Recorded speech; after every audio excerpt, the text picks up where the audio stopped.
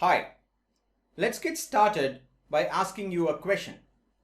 What percentage of your time is spent on the following activities?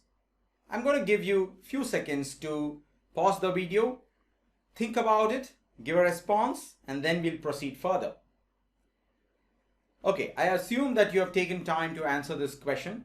Now, before we look at what your answer is, what we're going to do is to look at a response from nearly 1,700 people across frontline, middle management, and senior management, a survey which was done by HBR. Nearly 54% of the respondents said that bulk of their time goes into administrative activities. Isn't that a concern? A large percentage of our time goes into administration activities rather than activities which are strategizing, which are relating to innovating, which are helping us to build relationships with our prospects and with our stakeholders. So what do we mean by administrative activities? I'm sure all of you know. Bulk of it is going to go into firefighting, troubleshooting, right? You're walking into the office and someone calls you, and then you spend half of the day just trying to figure out what's really happened over the night shift. Or it could be about checking, verifying, scrutinizing, just being behind someone else to find out is he doing it rightly, and that's part of your job as well. And sometimes we have to stop there, correct the situation, put it back into normalcy, so you get into doing things as well. So this is what we mean by time spent on administrative activities. The question we have to ask is, should we spend our time in this activity or not? Of course, yes. But should we spend 54% of our time in this activity?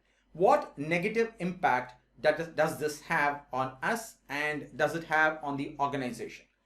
This results in unplanned and disrupting activities, right?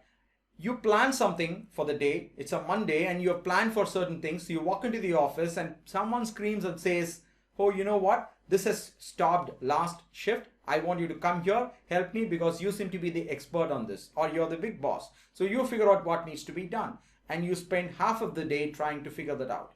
So unplanned activities disrupting your flow is one of the biggest negative impact, followed by inappropriateness of your role. Should you be actually getting involved in this activity or not? Maybe you're too senior, you may be capable in fixing this, but are you necessarily the right person to do this job? So we are talking about Muda here. Of course, such disruptions demotivate the team as well. People start losing their engagement levels and their morale as frequent disruptions happen, frequent interventions happen from their managers. And think about the impact it has on the customer, it happens on the delivery, etc. So the whole ecosystem gets impacted if administrative activities are high. Now, what is the right percentage? I'm going to talk about it as we move forward, but as a rule of thumb, I should say that it should not be anything more than 20-25% at the mid-level and somewhere around 5% at the senior level. Now let's talk about a system which has no intervention whatsoever from the manager. Any system which is capable of delivering a high level of output over a period of time, when left unattended, when left unmonitored, naturally deteriorates and the performance comes down. That is the law of the nature. You and I cannot change that. So a percentage of our effort certainly needs to go in making sure that whatever we have achieved in the past, the performance level that we have achieved in the past, is sustained. And when we do such an effort, what we would see is a swing up and a swing down, or something like a sawtooth kind of a pattern in the performance, right? Things would improve when you're overseeing, and when you lose sight, things would deteriorate. Again, there would be a red flag. You would intervene in whatever manner it is. It could be in terms of review, or it could be in terms of actually getting and doing things, and then things would again improve. So a cyclical pattern of performance is followed in any process which involves monitoring. But on the other hand, if we are going to use standard work, and if the standard work is well defined in your process, then you would expect that the variation which happens, that is the peak performance and the dip in performance, would certainly happen even when standard work is defined, but the quantum of variation would be much lesser. So you would see that the process is gentle and the performance is more or less around the same level. So there is consistency of performance.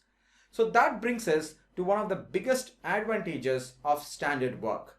If you have standard work defined for yourself, if you have standard work defined for your team members, then you can assure that the level of performance would be more or less consistent over a period of time.